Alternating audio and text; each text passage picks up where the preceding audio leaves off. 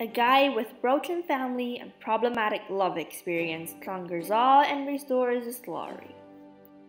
In case you're tired of cliché plots like this, we have great news. Today, we bring you something special from 2,000 years ago, the epic poem Aenead, written by Roman poet Virgil. It comprises 9,896 lines and 12 books, telling how Aeneas, a Trojan aristocrat, traveled to Italy and founded the city of Rome. On the Mediterranean Sea, Aeneas and his fellow Trojans flee from their home city of Troy and sail for Italy. On the way, a fierce storm throws them off course and lands them in Carthage. Dido, Carthage's founder and queen, welcomed them. Aeneas recounts to Dido the long and painful story of his group's journey. He tells of the sack of Troy and how he escaped the burning city. Assured by the gods that a glorious future awaited him in Italy, he set sail with a fleet containing the surviving citizens of Troy. Twice they attempted to build a new city, only to be driven away by bad omens and plagues. After a bout of struggles, they made their way to Carthage. Impressed by and sympathetic to Aeneas, Dido falls in love with him. They lived together as lovers for a period, until the gods remind Aeneas of his duty to found a new city. He determines to set sail once again. Dido is devastated by his departure and stabs herself with a sword Aeneas leaves behind.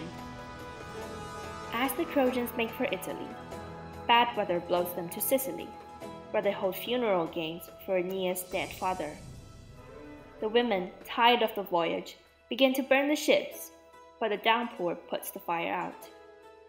The travel-weary want to stay behind.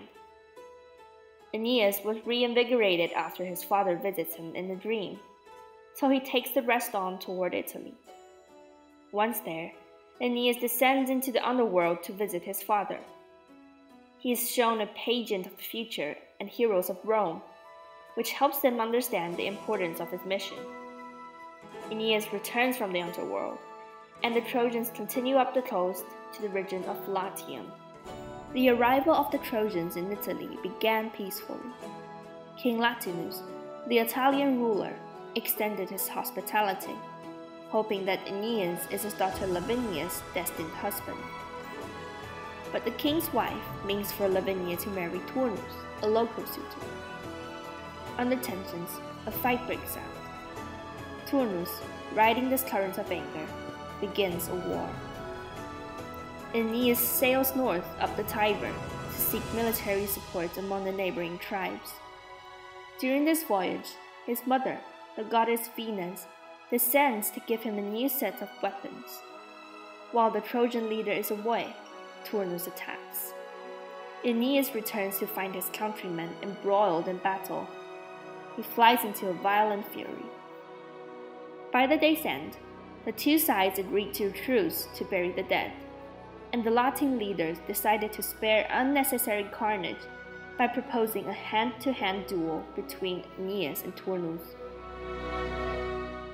When the two leaders face off, however, the other men began to quarrel, and a full-scale battle resumes. Eventually, the Trojans threaten the enemy city, and Aeneas slays Turnus. The story hereby ends. In a nutshell, this is basically a story of a guy with broken family and problematic love experience, conquering all and restoring his glory in the end? Wait, that sounds a bit familiar. Well, the same description applies to both Aeneas and, well, Thor the Avenger. Of course, these two works are hardly comparable, but it still shows that many of our protagonists have remained pretty much the same throughout these two millennia. People have noticed it, and they're making innovative attempts to break free from the box.